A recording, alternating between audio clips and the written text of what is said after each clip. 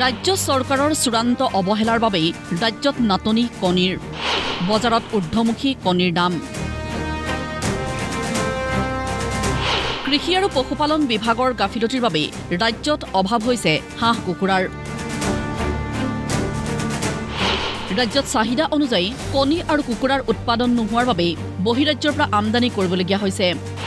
ফলত অধিক দামত কণী আৰু মাংস খাবলৈ বাধ্য ৰাজ্যৰ সাধাৰণ জনতা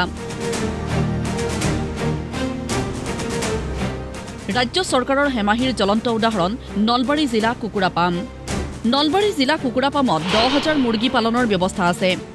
দৈনিক 1000 কণী উৎপাদন কৰিব পৰা ব্যৱস্থা আছে পামখনত পোৱালি উৎপাদনৰো যথেষ্ট থল আছে পামখনত ইয়াৰ বিপৰীতে দৈনিক কণী উৎপাদন হৈছে মাত্ৰ 80টা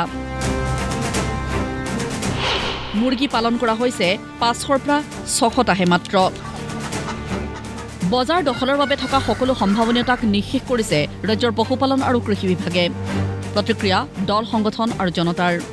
যে চৰকাৰৰ যি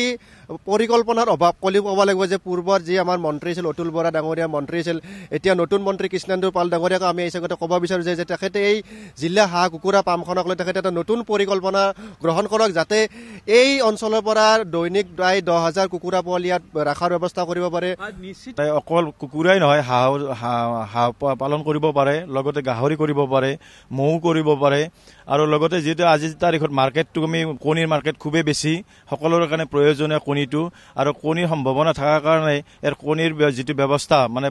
উৎপাদনৰ ব্যৱস্থাটো আচলতে বিভাগীয় কৰ্তৃপক্ষই যদি অলপ গুৰুত্ব সহকাৰে লয় তেনেহ'লে আমি গোটেই নলবাৰী জিলাতে এই ফাৰ্মৰ পৰা আমি কণী মানে ছাপ্লাই দিব পৰাৰ 80ৰ দশকতে দূৰদৰ্শী মনোভাৱেৰে স্থাপন কৰা হৈছিল চৰকাৰী কুকুৰা পামখন কিন্তু বৰ্তমানৰ চৰকাৰৰ অমনোযোগিতাৰ বাবে জহি খহি গৈছে সকলো পূৰ্বে নিৰ্মাণ হোৱা আন্তঃগাঁথনি এতিয়া এলাগি কুকুৰা পোৱালি উৎপাদনৰ বাবে অনা ইনকিউবেটৰ যন্ত্ৰও বিকল পথাৰো আমাৰ বজাৰো আমাৰ শ্লোগান দি থকা চৰকাৰৰ দিনতেই বজাৰ দখল কৰিব পৰাকৈ স্থাপিত এটা উৎপাদন কেন্দ্ৰৰ এনে পয়ালগা ছবি সঁচাকৈ উদ্বেগজনক ধাৰত চলা চৰকাৰে এনেবোৰ উৎপাদন কেন্দ্ৰৰ পৰা উপাৰ্জন কৰিব পাৰে ধনো